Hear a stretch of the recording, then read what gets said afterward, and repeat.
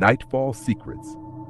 The village of Blackwood was a place people avoided after sunset. Shadows lingered longer than they should, and whispers traveled through the cold night air, unsettling anyone who dared to walk its deserted streets.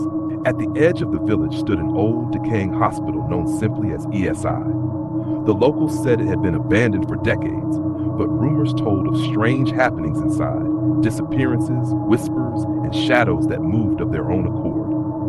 Clara Williams had always been fearless, a journalist driven by curiosity, and she was determined to uncover the truth behind ESI. On a cold autumn evening, armed with her flashlight, notebook, and a small recorder, she approached the ESI building. The iron gates groaned as she pushed them open, the sound echoing unnaturally into the foggy night. The entrance hall was vast and silent. Dust lay thick on the floor, and shards of broken glass reflected the moonlight like tiny diamonds. Broken windows let in slivers of cold wind that carried the faint scent of decay. Clara's footsteps echoed loudly, almost as if the building itself were mocking her intrusion. On the walls, peeling paint revealed faint, hand-carved symbols, dark and ominous. She bent closer to examine them, feeling an icy chill snake down her spine. A soft whisper drifted through the corridor, almost inaudible. "Leave, before it's too late." Clara shook her head, convincing herself it was just the wind, yet the air felt heavier with each step, as if invisible eyes were tracking her every move. At the end of the hallway, she found a stairwell. The steps were rotten, groaning under her weight, but she pressed on. As she climbed, the temperature dropped sharply, and her breath fogged before her eyes. Shadows seemed to crawl along the walls, twisting and stretching unnaturally. She froze when a faint figure appeared at the top of the stairs, a man, or something that resembled one. Patients had vanished, and those who remained often claimed to see shadowy figures lurking in the corners of the wards. One entry in the notebook she had found earlier mentioned the shadows feeding off fear. And now, she was standing inside the very place those horrors had originated. Determined, she continued, reaching a long corridor lined with old portraits. The eyes of painted doctors and patients seemed to follow her every move. She could feel the whispers again, louder this time. "We see you. We know you." Her flashlight flickered violently. She pressed a hand to her chest, trying to steady her racing heartbeat. Then she heard footsteps, slow, deliberate, and echoing unnaturally. Clara turned and saw Michael, a fellow journalist who had insisted on joining her. "Clara, did you hear that?" he whispered, his voice trembling. Clara nodded, motioning him to stay close. Together, they reached a heavy, rusted door slightly ajar. Faint light flickered inside, pulsing like a heartbeat. The room they entered appeared to have once been an operating theater. Rusted equipment lay scattered, and the air was thick with the smell of old antiseptic.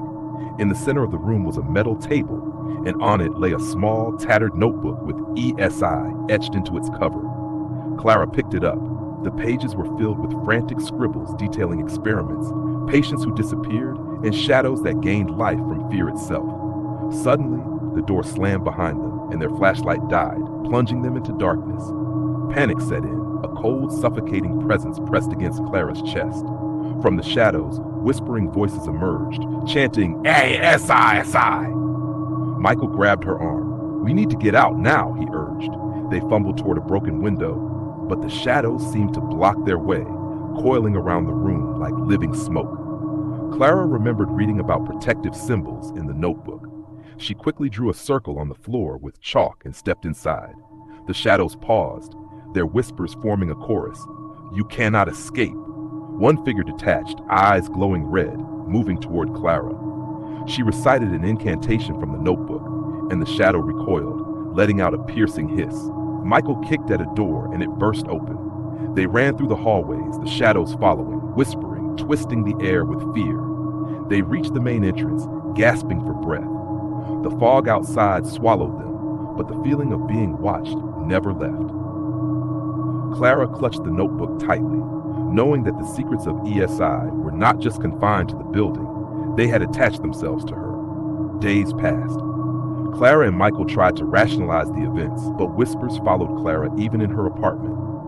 Shadows moved in her peripheral vision. Objects shifted on their own. Her dreams were haunted by the hospital, by figures with glowing eyes and whispers that promised they would return. Determined to find answers, Clara contacted Dr. Evelyn Harper, a historian who specialized in paranormal events. Dr. Harper revealed that ESI had been the site of unauthorized experiments, blending psychological conditioning with occult practices. The shadows were said to be manifestations of accumulated fear, bound to anyone who entered. Clara realized that they were no longer safe. One night, while reviewing the notebook, she saw a shadow in her room, a tall figure, silent and still, watching her. The whispers began again, louder than ever. Night falls, we come, ESI calls. Michael tried to help, staying by her side, but even he could not stop the inevitable. The shadows had marked Clara, and each night they grew stronger, testing her limits, feeding on her fear. No light, no walls, no escape could save her. ESI's dark legacy had chosen its next victim, and Clara's life had become a prison within shadows. Even as days turned to weeks, Clara could feel them waiting. Every flicker of darkness, every quiet corner, every whisper in the wind reminded her the secrets of ESI were eternal, and soon the night would claim her completely. The shadows moved silently, unseen yet present, whispering promises of fear and death. And Clara understood that some secrets, no matter how curious one might be, are meant to remain buried. The nightfall had begun, and with it, the whispers of ESI would never end.